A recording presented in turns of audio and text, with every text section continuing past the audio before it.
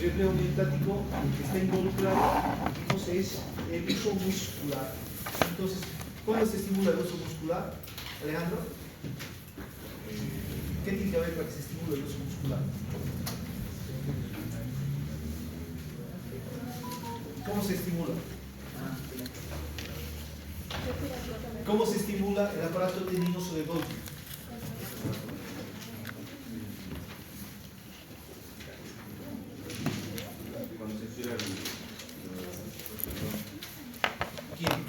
¿Quién se estimula ahí? Hay dos tipos de receptores, ¿no? Es el músculo, uso musculares y el aparato tendinoso de Golgi. ¿Cómo se estimula el uso muscular? ¿Qué tiene que haber? ¿Ah? Una extensión. ¿De qué? De Extensión o estiramiento del músculo. Perfecto. Y para el aparato tendinoso del Golgi, tiene que haber contracción del músculo. ¿Y qué va a hacer la contracción del músculo? ¿Por qué? Porque se encuentran los tendones.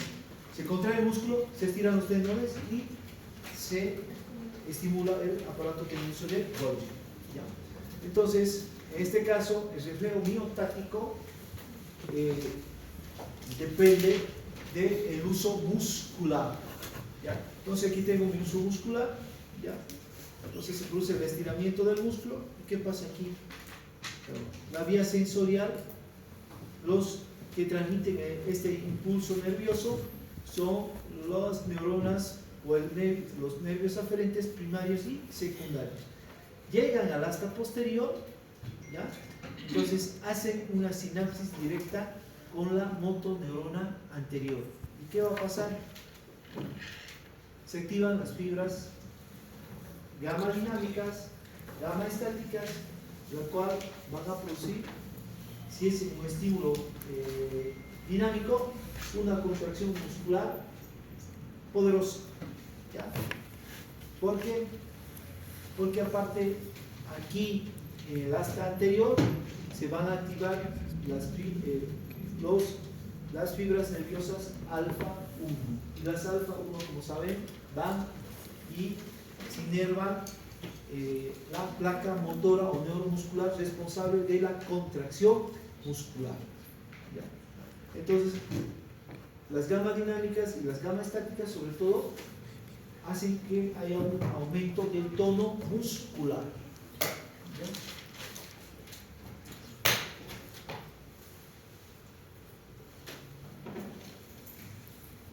¿Ya vi? ¿Cuál sería la diferencia del reflejo mioestático con el reflejo rotuliano? ¿Cuál sería la diferencia? ¿O es lo mismo? el reflejo Rotuliano.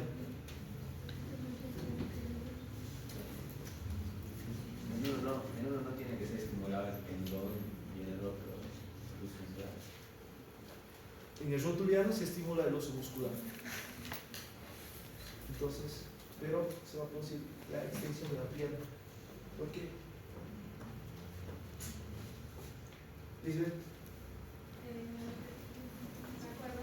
Ya. El reflejo rotuliano activa las interneuronas. Mira esta parte, lo que es Lisbeth. ¿Qué interneuronas? Excitatorios y inhibitores, Lisbeth.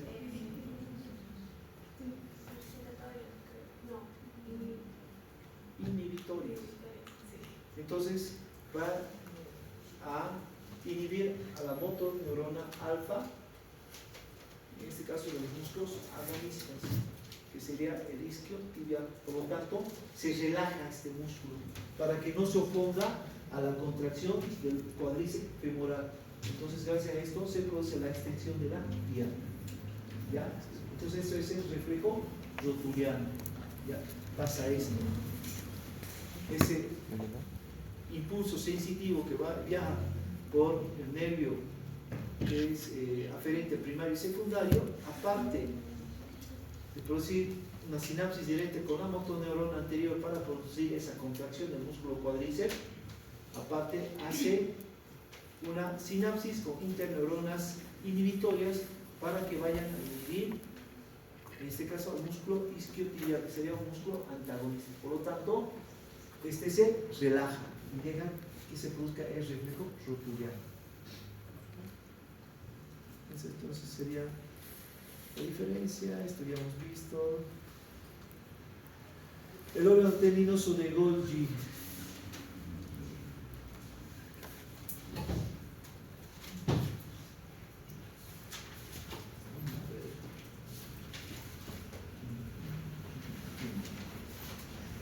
Camila. El órgano tendinoso de Golgi. ¿Qué estímulo tiene que haber?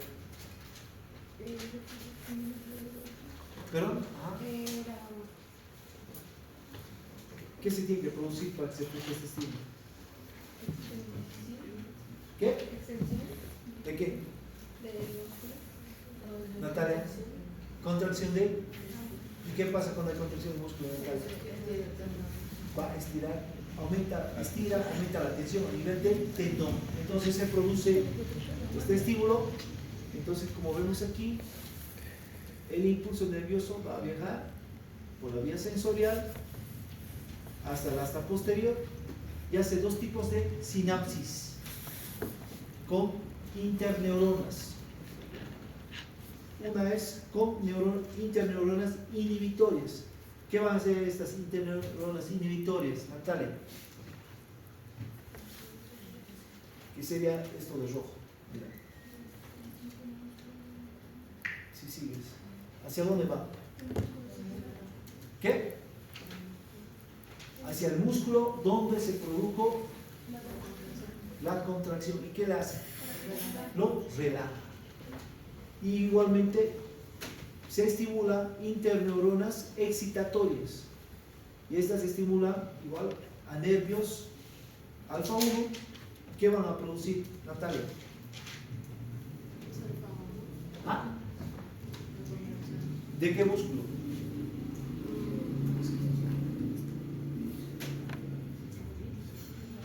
De los músculos flexores que se encuentran en la parte posterior de la pierna.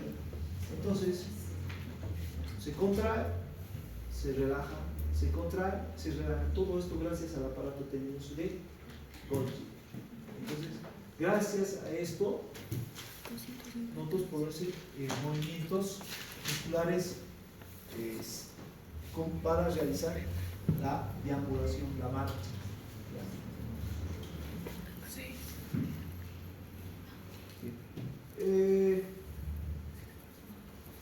Entonces,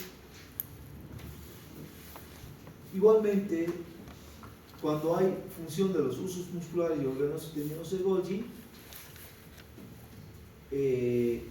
estos estímulos ya sensoriales, ya al estimular estos receptores, como ustedes saben, van a viajar hacia los centros superiores de la cerebrales superiores gracias a estos dos fascículos, el fascículo espinocerebroso dorsal y el fascículo espinocerebroso ventral, como vemos aquí, el 1 y el 2. Entonces, gracias a esto ascienden hacia los centros superiores, haciendo sinapsis a nivel del cerebelo, igualmente en el mesencéfalo y llega hasta la corteza cerebral. Entonces, aquí me está ya llevando información sensitiva, ¿ya? Hacia la región reticular, hacia el cerebro y hacia la corteza cerebral. Entonces me están informando sobre la situación de mis músculos, si están contraídos, si están relajados, si hay presión, si aumenta la tensión, ¿ya? El peso que están levantando, todo eso me informa, ¿ya? Igualmente no se olviden que por la vía sensitiva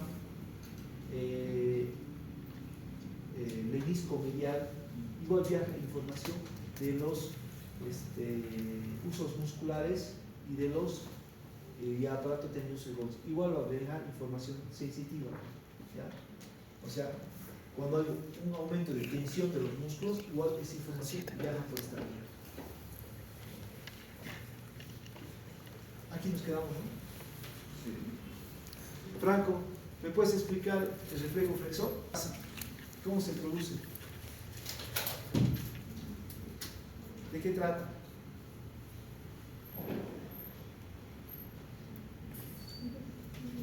Creo que se parecían los factores del dolor que mencionaron los autores, Ya. ya por la vía anterolateral, la transversal, la parte superior, Ajá. y va hasta circuitos divergentes excitatorios. Y Entonces, viaja por la vía sensitiva, ¿hasta dónde? Hasta el asta Hasta posterior. En el asta posterior, como sabes, hay interneuronas. ¿Ya?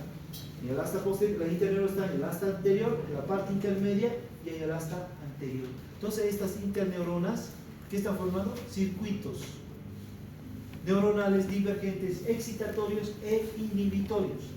Los excitatorios, o sea, ¿qué hace? Amplifica, entonces, este estímulo, ¿ya? ¿Para qué? Para que lleguen a más motoneuronas. Entonces, los excitatorios, los circuitos excitatorios que forman estas interneuronas van a excitar más motoneuronas. Entonces, al excitar más motoneuronas, como vemos aquí, se crea un impulso excitatorio y llega a los músculos agonistas del brazo. En este caso sería el bíceps, por ejemplo. ¿Qué va a producir? Mariana, ¿relajación o contracción del músculo? Contracción. Entonces se produce una flexión. Entonces esta flexión hace que yo me aleje del estímulo que me está provocando dolor. ¿Ya? Y estos circuitos neuronales divergentes inhibitorios que vemos aquí, que van a los músculos antagonistas, en este caso el tríceps, ¿qué produce, Mariana? ¿Relajación o contracción? Relajación. Relajación. ¿Por qué? Porque para que no se oponga a la contracción del bíceps. Entonces, igualmente dijimos que hay circuitos reverberantes post descarga. Como dijimos, los circuitos reverberantes, ¿qué hacen? Hay un fascículo que vuelve al lugar de la sinapsis. ¿Para qué? Para potenciarla, para que este estímulo sea más duradero, se prolongue por más tiempo. Igualmente, como vemos aquí, de estas interneuronas hay un fascículo que va al otro lado de la médula. Entonces, igualmente aquí hay circuitos reverberantes, circuitos divergentes, excitatorios e inhibitorios. Pero esto es aquí diferente. En el brazo izquierdo, los excitatorios van hacia los músculos antagonistas, en este caso el tríceps. Stephanie, ¿qué va a producir? ¿Contracción o relajación del tríceps? Del brazo izquierdo.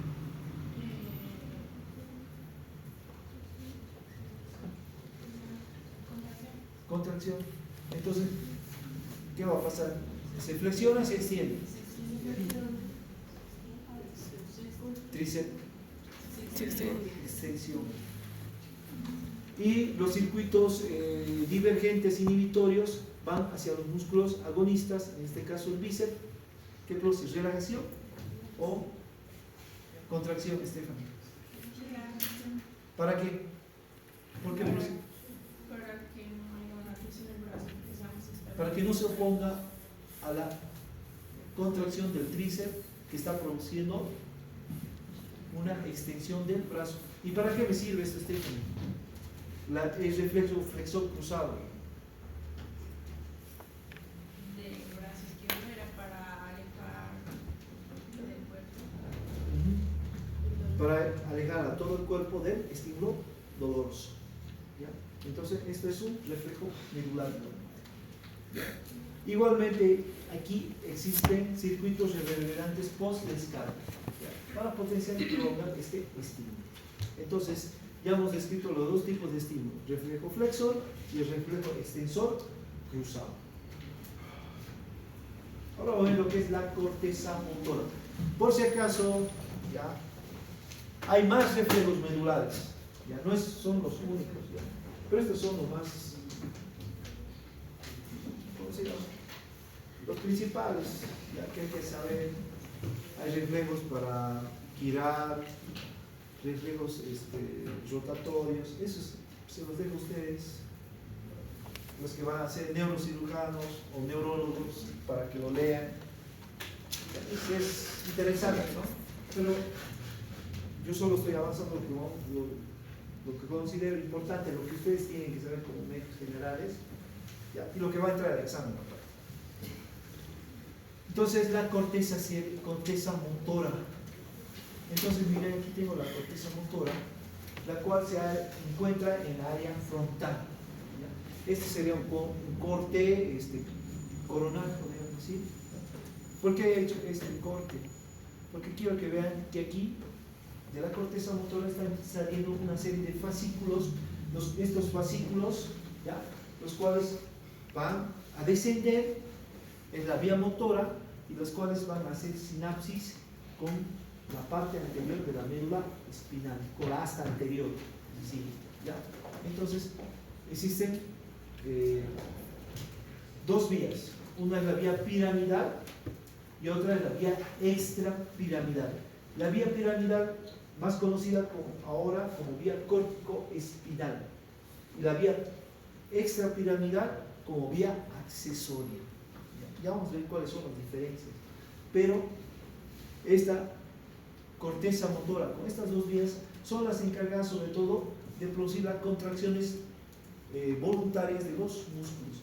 Yo, mediante mi corteza motora, puedo decir a mi brazo que haga una flexión, que haga una extensión, puedo pedir que realice los movimientos para caminar, etc. Entonces, ¿qué tengo que saber de la corteza motora? Se encuentra aquí. ¿Ya?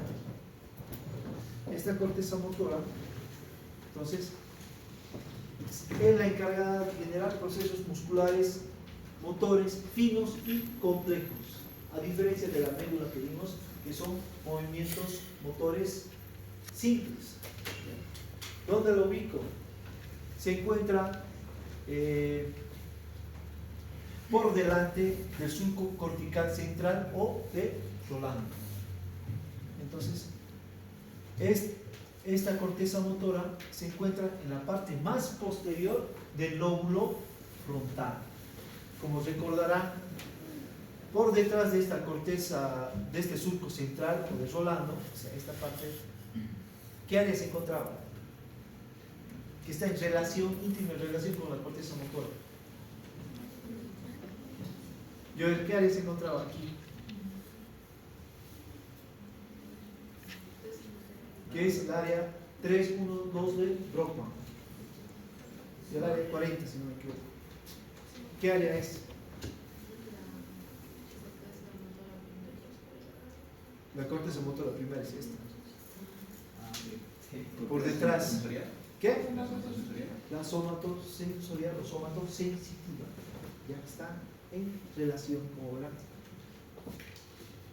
Aparte, esta corteza motora se encuentra por encima de la cisura lateral o la de Silvio, que sería esta.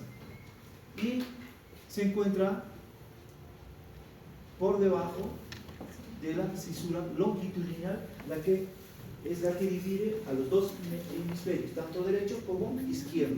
Y como verán, en este dibujo, ¿ya? Entonces, área motora llega hasta el otro lado. O sea, si este es el lóbulo, si este es el hemisferio derecho, entonces llega hasta la parte interna del hemisferio derecho. Esta es el área motora primaria y esta sería la suplementaria. Las dos llegan hasta la parte interna del hemisferio. ¿Ya? Entonces tengo aquí, la de rojo sería la corteza motora primaria, la de azul, la corteza premotora, y esta verde es la corteza suplementaria. ¿Qué puedo decir de la corteza motora primaria? Entonces, esta corteza motora primaria, como vemos aquí, que es la que está más posterior en el lóbulo frontal, es donde se van a realizar los movimientos finos, motores finos, ¿ya? Sutiles, sobre todo de las manos.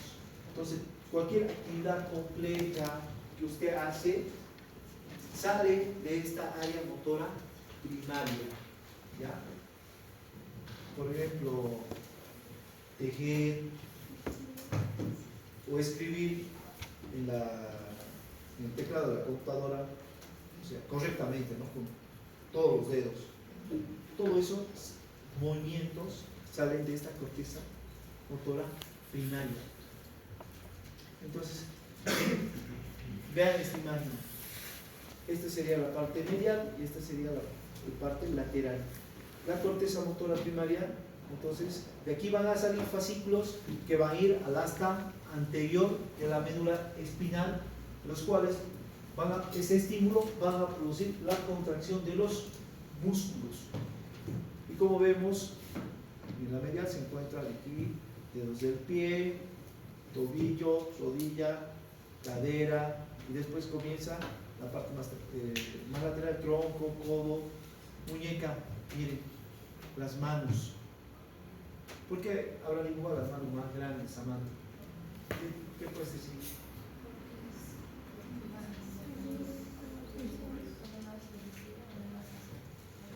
Hay mayor conexión a las motoneuronas anteriores. Por lo tanto, gracias a esto, nosotros podemos hacer movimientos finos, complejos, ¿ya? Porque van a salir más fascículos de la vía córtico-espinal o vía piramidal hacia las motoneuronas que inervan las manos. ¿Ya? Por eso he puesto un dibujo así de grande. Igualmente, sigue cuello, pestañas, párpado, labios, ¿ya? Mandíbula, etcétera, lengua también. ¿Ya? Entonces, la corteza motora primaria, gracias a la vía piramidal o córtico-espinal, envían fascículos que llegan hasta anterior de la médula para realizar estos movimientos musculares, motores complejos. Entonces, igualmente tengo la corteza premotora, ¿ya? Entonces esta corteza premotora, ¿ya? Que se encuentra anterior a la corteza motora primaria. Aquí su libro explica un montón de cosas de esta corteza, pero lo más interesante y lo que ustedes tienen que saber, que aquí en esta corteza premotora existen neuronas en espejo, se llaman. ¿Por qué se llaman neuronas en espejo? Porque vean este dibujo. Aquí tengo el lóbulo temporal. Nicole, el lóbulo temporal, ¿qué órgano se encuentra en el lóbulo temporal? O sea, ¿cómo te explico? Percepción de qué órgano nos llega en el lóbulo temporal. Del oído. Del lóbulo, en el lóbulo occipital. ¿Percepción de qué? De los ojos. Entonces, si vemos esta imagen, dice, miren, percepciones visuales en el lóbulo occipital, percepciones auditivas. Entonces, van hacia esta corteza premotora, hacen sinapsis. ¿Por qué? Porque aquí se encuentran las neuronas en espejo, se llama, ¿ya? Entonces, hay sinapsis con neuronas auditivas y hay sinapsis con neuronas visuales. Entonces, ¿para qué? Para que aquí se produzca la clarificación de los movimientos, ¿ya? Aparte, aquí va a participar la corteza motora primaria, ¿ya? Entonces, gracias a estas neuronas en espejo, ¿ya? Entonces, esta corteza premotora funciona junto, manda toda esta información, como vemos aquí, la manda a la corteza motora primaria. Entonces, es por eso que nosotros, para aprender, necesitamos escuchar, necesitamos ver y aparte necesitamos de la corteza motora primaria. ¿Por qué? Porque usted, al realizar trabajos manuales, igual está aprendiendo, ¿ya? Entonces, ¿cómo puedo explicar como ejemplo esto? Por ejemplo, cuando usted va a una cirugía y es ayudante de cirugía antes de ser cirujano, usted se coloca frente al cirujano y el cirujano te dice, vos ya sabes la técnica, ¿ya? Pero sabes teoría. Entonces el cirujano te dice, haz lo que yo hago. Entonces vos estás mirando cómo el cirujano maneja sus manos, estás escuchando lo que él te está indicando y aparte vos estás haciendo, ¿ya? Entonces toda esa percepción manual que haces se va por la vía sensitiva, y la vía sensitiva somatosensitiva se conecta con la corteza motora primaria. Entonces, por eso que vos para aprender necesitas ver, escuchar y hacer. ¿Ya? Es la única manera de aprender. Sería diferente que yo venga y me ponga a leer el libro, que todo lo que dice es más complicado que ustedes aprendan. También es bien, ¿ya? Entonces, esta sería la función de esta corteza premotora, donde existen las neuronas en el espejo. La corteza motora primaria, entonces, ¿qué función tiene? De los movimientos independientes contralaterales y programa la actividad del área motora primaria. ¿Ya? Dice movimientos musculares independientes contralaterales. Entonces, la corteza motora primaria, ya vamos a ver esta vía, cuando forma la vía córtico-espinal, ¿ya? Hay una decusación, ya vamos a ver cómo. Entonces esto quiere decir que la corteza motora primaria derecha, movimientos musculares, ¿de qué lado del cuerpo va a manejar? Contralateral, izquierdo. Y la corteza motora primaria izquierda, vamos a manejar los movimientos de los músculos del lado derecho. Entonces, es por eso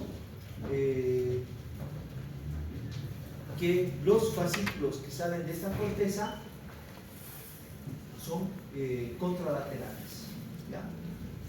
Aparte, tengo el área motora suplementaria, ¿ya? ¿De qué se encarga esta área motora suplementaria? De los movimientos musculares ipsilaterales o contralaterales relativamente burdos, o sea, de movimientos burdos, torpes. De eso se encarga esta área suplementaria, pero tiene muchos fascículos ipsilaterales. ¿Qué quiere decir ipsilaterales, María Liz? ¿Cómo entiendes? Ipsilaterales.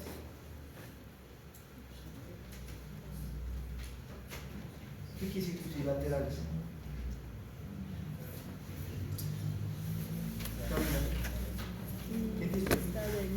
Que son del mismo lado, eso quiere decir, o sea, que tienen varios fascículos que van a innervar músculos del mismo lado, pero los movimientos musculares son movimientos burdos, torpes, ¿ya? Aparte de las contracciones tónicas bilaterales de las extremidades, ¿ya? O sea, maneja el tono de los músculos. ¿Qué más? Movimiento de fijación de diferentes segmentos corporales y movimientos posturales de la cabeza y de los ojos. Todo esto manejado por el área suplementaria. Aparte, entonces, nos ubiquemos, la corteza motora primaria estaría aquí, ¿ya? Existen otras áreas motoras, ¿ya? Como es el área de Broca. ¿Quién recuerda qué maneja el área de Broca? ¿De qué se encarga el área de Broca?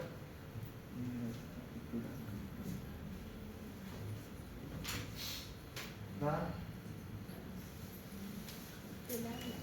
¿De qué? El habla. Se encarga de la formación y articulación de las palabras. Es por eso que si se producen accidentes vasculares, ya sea hemorrágicos o isquémicos, y estaría afectada el área de Broca, la persona tendría problemas para articular palabras. Hay personas que quedan postradas por las embolias que dicen comúnmente y no pueden hablar. ¿Por qué? Porque está afectada esta área, el área de Broca. ¿Qué más hay? Por encima de esta existe otra área motora. ¿De qué se encarga? De los movimientos oculares voluntarios y movimientos palpebrales. Y esta área motora está en conexión con el área occipital. Sobre todo para que cuando realice estos movimientos, realice la fijación de la mirada. ¿Ya? ¿Qué otra área hay? Tenemos esta área que está por encima, que se encarga de la rotación de la cabeza, de los movimientos musculares para rotar la cabeza. Y por último tenemos un área que está por encima, la cual se encarga de las habilidades manuales.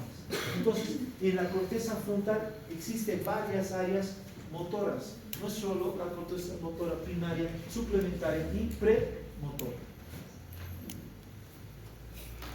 Ahora, la vía córtico-espinal o piramidal. Esta vía, entonces, tiene varios fascículos, ¿ya? La cual van a formar esta vía espinal, córtico-espinal o piramidal. Entonces, aquí tengo mi área suplementaria, la motora primaria, ¿ya? Y la premotora. Entonces, ¿de qué se encarga? Ya saben sus funciones, ¿ya? Entonces, esta motora primaria de los movimientos musculares finos, complejos, de piernas, pies, manos, brazos, ¿ya? La área premotora mediante las neuronas en espejo. Entonces, le llega información del área visual, del área auditiva y del área suplementaria, igualmente de movimientos, pero movimientos torpes, burdos. Entonces, estas van a aportar fascículos para formar la vía córtico-espinal. El 30% de los fascículos sale de la corteza motora primaria. El otro 30% sale de la vía del área suplementaria y del área premotora. Pero solo estarían formando el 60%. ¿De dónde cree que sale el otro 40%? Perdón, claro, 40%. Sale del área somatosensitiva. Entonces, todo esto va a formar la vía córtico-espinal o la vía piramidal, que seguramente ustedes lo han visto en anatomía como vía piramidal, que es entonces una vía motora. Entonces, aquí tenemos la vía piramidal o córtico-espinal. Entonces, nace de la corteza motora primaria, premotora y de la vía motora suplementaria, aparte de la vía somatosensitiva. Entonces, como vemos, comienza a descender, pasa la sustancia blanca por el cerebro, pasa por la cápsula interna, como van viendo, no está haciendo sinapsis. Entonces, comienza a descender, pasa como un solo fascículo a nivel, o sea, no es un solo fascículo, son varios fascículos pero que están unidos a nivel de la base del pedículo mesencefálico, pero aquí a nivel de la protuberancia, como vemos, se divide en varios fascículos, se disocia, ¿ya? Pero pasa a la protuberancia y a nivel de la pirámide del bulbo se vuelve a asociar, ¿ya? Pero aquí en la pirámide del bulbo, en la parte anterior, como vemos, se produce una decusación. Entonces, se va a decusar en un fascículo córtico-espinal lateral y un fascículo córtico-espinal ventral. El 90%, ¿ya?, de estos fascículos se produce la decusación lateral. O sea, se decusa en el fascículo córtico-espinal lateral. Los que estaban en el lado izquierdo pasan al derecho y los que estaban en el lado derecho pasan al izquierdo. Entonces, pasa el 90% de los fascículos. Entonces, van a formar el fascículo córtico-espinal lateral. Y el 10% de estos fascículos que han salido de la corteza forman el fascículo córtico-espinal ventral. este fascículo córtico espinal lateral sobre todo va a producir la inervación motora de los músculos distales de los miembros, o sea, antebrazo, mano, dedos, igual, muslos, piernas, pies, dedos, o sea, la inervación motora, o sea, van a manejar la contracción, flexión de los músculos motores a este nivel. Y el fascículo córtico espinal ventral sobre todo maneja, llega a los músculos de la parte superior del tórax y del cuello. Pero este fascículo córtico espinal igual sufre una decusación, pero esa decusación ¿dónde se da? Se da a nivel de la médula espinal, que está a nivel del cuello o a nivel de la región superior del tórax. Ahí se produce igualmente la decusación de este fascículo córtico espinal ventral. Entonces, esta es la vía córtico espinal. Como notarán, ¿dónde harían sinapsis este fascículo? Como verán, aquí no ha hecho ningún tipo de sinapsis, ha descendido sin hacer sinapsis, al contrario de la vía lemnisco-medial y la vía anterolateral, que va haciendo sinapsis en la médula espinal, en el bulbo, en el tálamo, en el mesencéfalo. Esta no hace. ¿Dónde hace sinapsis? Hace sinapsis a nivel del asta anterior de la médula, en el asta anterior, para ya ir a inervar al músculo específico donde tiene que llegar. Ahí hace sinapsis. Entonces, por esta decusación del fascículo córtico espinal lateral, entonces, si se produce una lesión de la corteza motora del lado izquierdo, la hemiplegia, que es la falta de los movimientos musculares, ¿de qué lado se daría, Luciano? Si se lesiona la corteza motora izquierda, ¿qué músculos estarían afectados? ¿De qué lado? Derecho. ¿Por qué? Por esta decusación lateral que hace aquí, a nivel de la pirámide del bulbo aquí. Lo contrario, si es una lesión a nivel de la corteza motora derecha, la hemiplegia sería del lado izquierdo. Entonces, si vos encuentras un paciente postrado en cama, Camila Quiroga, que no puede mover el lado derecho, entonces vos clínicamente vas a suponer que tiene una lesión en la corteza motora izquierda. ¿Y cómo podrías, digamos, llegar, digamos, a un diagnóstico? ¿Qué le pedirías para cerciorar que sí tiene una lesión? Eso se hace en los pacientes que sufren las embolias que dicen comúnmente la gente. ¿Cómo haría? ¿Qué estudio pedirías? ¿Qué es lo que pide? Una tomografía. Resonancia. Sí, también la resonancia, pero en los accidentes vasculares, sobre todo se pide tomografías. ¿Ya? Entonces, la tomografía le puede informar que el área motora que se encuentra en el lóbulo frontal ha sido dañada, que ha habido muerte neuronal. Van a salir imágenes así como negro, ahí en esa área. En cambio, si es sangre, sale así como blanco. Entonces, hay una lesión. Ahora, en la corteza motora existen estas células piramidales gigantes o células de Betz. ¿Ya? Son estas células, se encuentran en la corteza motora. ¿Ya? Son gigantes porque dice que miden 60 micras, sus axones miden 16 micras y el impulso nervioso viaja a 70 metros por segundo. Entonces, estas células de Betz o células piramidales gigantes solo forman el 3% de la vía piramidal o córtico espinal. ¿Ya? Y son las encargadas, ¿ya? Aparte se encuentran en la quinta capa de la corteza cerebral y están encargadas de los movimientos sutiles y finos de las manos de los dedos.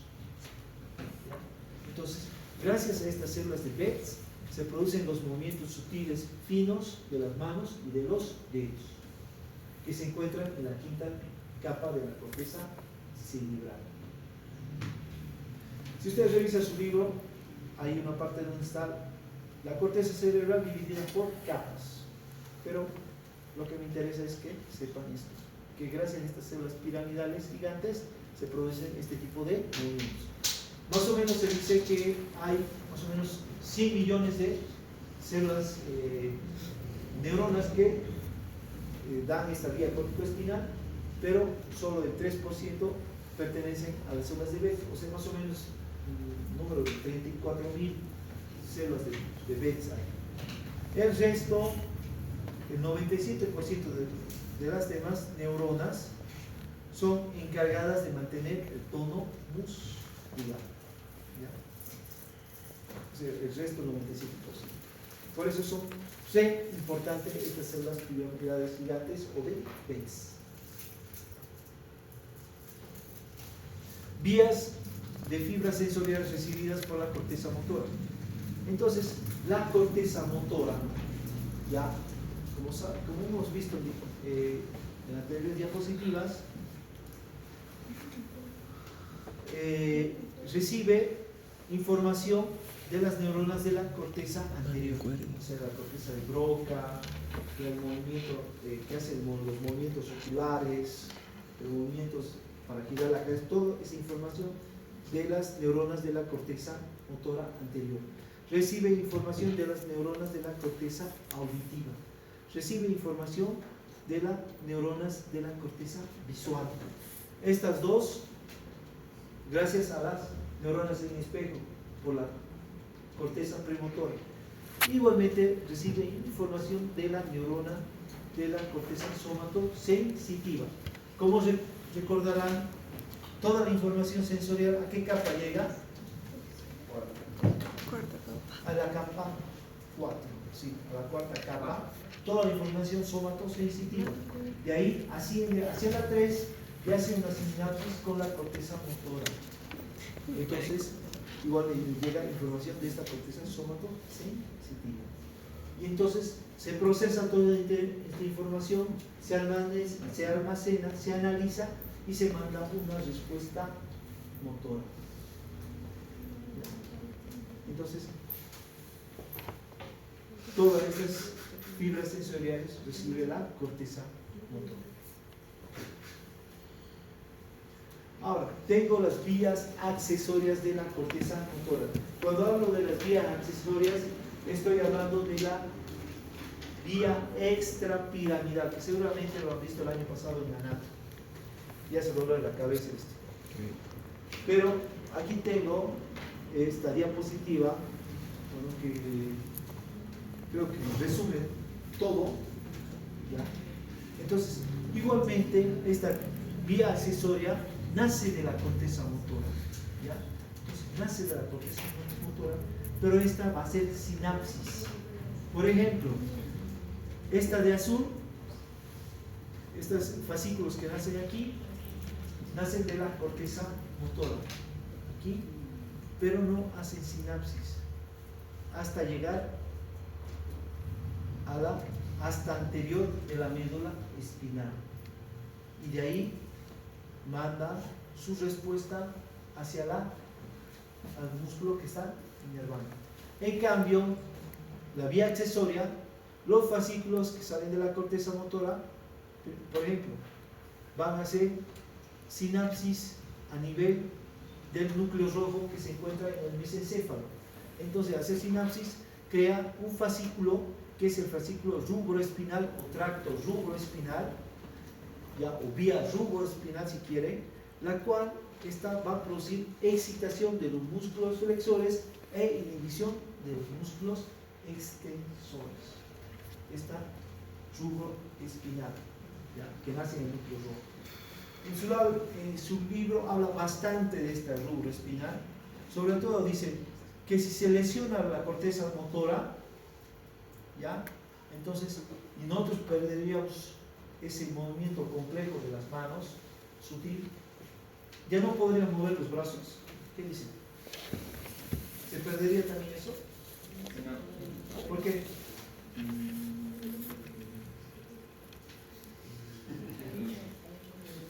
Supongo que se lo le aplicar ciertas manos, pero no sé si levante el brazo. Lo puedes levantar. Puede levantar, Ajá. pero no podría. Hay falta, ajá. Pero ¿por qué podés seguir moviendo?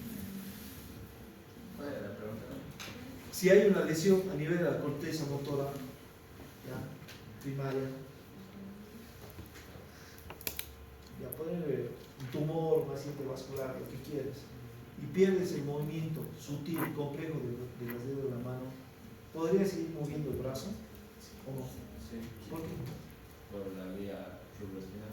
Por esta vía rubroespinal, exacto. Gracias a esta vía rubroespinal puedo seguir moviendo el brazo, por esta vía accesoria. Ahora, si hacen sinapsis, por ejemplo, aquí, a nivel de los núcleos vestibulares, ¿ya? Se va a crear otra vía o tracto que es la vestíbulo espinal, ¿ya? Esta vestíbulo espinal, ¿de qué se encarga? Se encarga de la postura y los movimientos de la cabeza y ayuda también a mantener el balance. Es otra vía accesoria. Ahora, si hacen sinapsis aquí, a este nivel, se produce luego, dan un fascículo que es el retículo espinal o tracto retículo espinal, que esta sinapsis da a nivel de la formación reticular de la protuberancia. Entonces, ¿qué hace? Regula la sensibilidad a estímulos dañinos, produciendo un reflejo flexor. ¿Ya? Entonces, de esto se encarga este tracto retículo espinal. También habla de un fascículo tectoespinal, ¿ya? Que dice que sale de las capas profundas de los folículos superiores y se cree que está involucrado en los movimientos de la cabeza, ¿ya? Entonces, todo esto es la vía accesoria, ¿ya? O vía extrapiramidal. El libro de Guyton se desplaya hablando sobre todo de la rubra espinal, que nace en el núcleo rojo, ¿ya? En el BCC. De todo lo que aporta, pero muy poco habla de los demás. Entonces, ustedes aquí tienen un pequeño resumen para más o menos saber de qué trata la vía accesoria.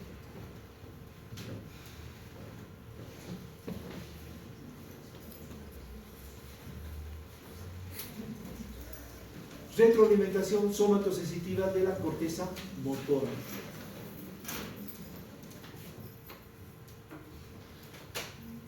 Como saben, para que salga la vía córtico-espinal o piramidal, salga de la capa 4 de la corteza motora. Entonces, los fascículos, ya sean las células gigantes piramidales y de Betz y las demás neuronas que forman esta vía córtico-espinal o piramidal, entonces va a descender por ahí, ¿ya? Entonces le llega, por ejemplo, información del área somatosensitiva que está en la capa 4. Entonces, como saben, de la capa 4 asciende y de la capa 3 hace una sinapsis hacia el área motora, llegando a esta capa 5. ¿Por qué tenemos que saber eso? Porque existe una retroalimentación positiva. ¿De qué trata? Entonces, por ejemplo, más fácil explicar con ejemplos. Por ejemplo, cuando usted levanta peso, por ejemplo, va al gimnasio y levanta una pesa de 7 kilos, ¿ya? Entonces lo hace de manera fácil, ¿ya? Pero si quiere agarrar una pesa de 10 kilos, ¿ya? Entonces le cuesta mucho más, ¿ya? Entonces, ¿qué se estimula aquí? Se estimulan los usos musculares y el aparato tendinoso del Golgi, ¿ya? Entonces, como ustedes saben, toda esta información sensitiva viaja por el asta posterior. Entonces, asta posterior, llega al bulbo, llega a la protuberancia, al mesencéfalo, tálamo y al área somatosensitiva primaria. Y ahí hace una sinapsis con la corteza motora llegando al área 5, donde nace la vía piramidal. Entonces, toda esta información sensitiva se analiza, se procesa y llega a la corteza motora. Entonces, ¿qué hace la corteza motora? Hace que el impulso nervioso que va a descender haga que los músculos que están levantando ese peso se contraigan con más fuerza y haya mayor tensión. Por lo tanto, usted va a poder levantar ese peso de 10 kilos. Por ejemplo, cuando va al gimnasio y aumenta de peso, la primera serie le sale difícil, pero en la segunda serie ya le puede salir con mucho más facilidad. ¿Por qué? Porque mi corteza motora ha hecho que aumente la fuerza muscular, la fuerza de contracción. Por eso es retroalimentación, gracias a la corteza somatosensitiva. Igualmente, si ven en la tele las personas que hacen levantamiento de peso, en el primer intento no puede, pero en el segundo intento lo logran, o en el tercer intento. ¿Por qué? Porque mi corteza motora ha aumentado la fuerza de contracción por esa información sensitiva que le ha llegado. Doc, disculpe, y para aumentar de peso, digamos, tengo que estimular el músculo y la corteza, o cómo, digamos, hasta qué límite puedo llegar, si depende de la corteza. No, pero digamos, tampoco vas a poder levantar más peso de lo que estás acostumbrado. Pero eso pasa, digamos, a las personas, digamos, que hacen levantamiento de peso y van aumentando de kilo en kilo. Puedes estar levantando 100 kilos y le aumentas 102 y te puedes recostar levantar. Pero en el segundo intento lo puedes hacer. Pero tampoco le vas a aumentar 20 kilos a cada lado y lo puedes levantar. Imposible. O sea, también depende de la hipertrofia de tus músculos, ¿no? Pero es, digamos, cuando hay, digamos, no son pesos muy importantes, los cuales por la contracción y tensión de tus músculos vos los puedes levantar. ¿Ya? Entonces, esto sería todo lo que es neurofisiología. ¿Ya? Entonces, esto es todo lo que he podido resumir, lo que es neurofisiología, lo más importante que ustedes tienen que saber como médicos de pregrado, ¿ya? Porque todo esto les va a servir para el año cuando vean neurofisiología, sobre todo dolor. Se van a cansar de hablar del dolor. Entonces, el examen del día martes 14 de octubre sería hasta aquí. Entonces, ¿cuántos países haríamos entonces?